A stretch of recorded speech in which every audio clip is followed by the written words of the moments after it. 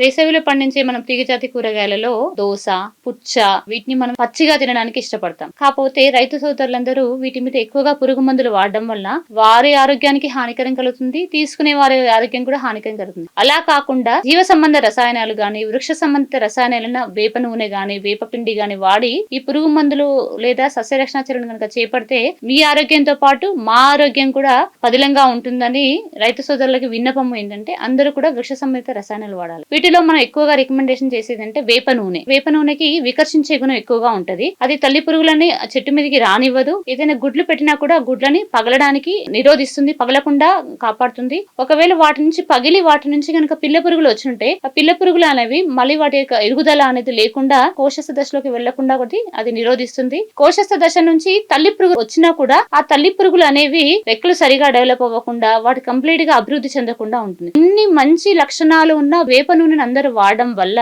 తక్కువ ఖర్చుతోటి నాణ్యమైన రసాయనాలు లేని అధిక ఆదాయం గల పంటలు తీసుకోవాలని రైతు సోదరులందరికీ విన్నపిస్తున్నాను.